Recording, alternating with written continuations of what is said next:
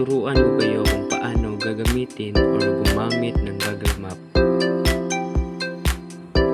At ito yung maps na apps. At ipapakita ko sa inyo. Pindutin nyo ang Google Map apps. At ito ang Google Map. At ito na ang Google Map. So ayan, nakikita na natin. Save natin ang i-save.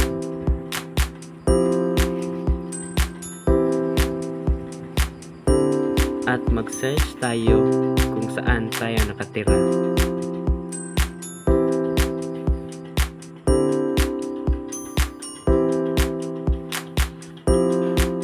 Ito, nakita na ni Google Map kung saan ang ating barangay dito sa Brookside, Southern Davao. At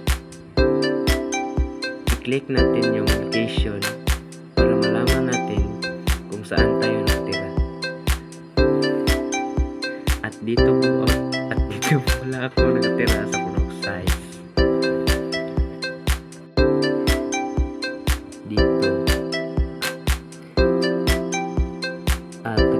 Natin ang Southern National High School.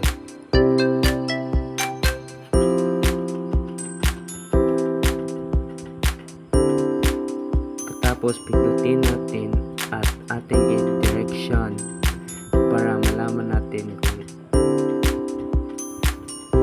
ilang minuto tayo lalakad or mag-bicycle. At dito ang Southern, tapos yan direction natin at pindutin natin ang Church of God. At dito pag mag-bicycle ka ay 5 minutes lang, pag magbaktas ka naman ay 21 minutes lang. At ito po yun ang location ng Southern Davao kung saan natin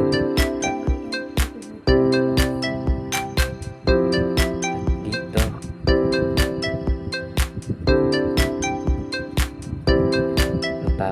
At dito natapos ang ating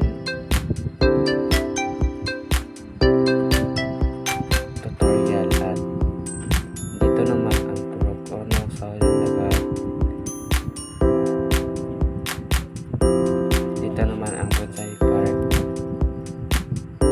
At ayun guys, dito na nagtatapos ang ating tutorial. By the way, ako nga po pala si Albert Rohol Balunos, represented tutorial the map. At yun lang guys, thank you for watching.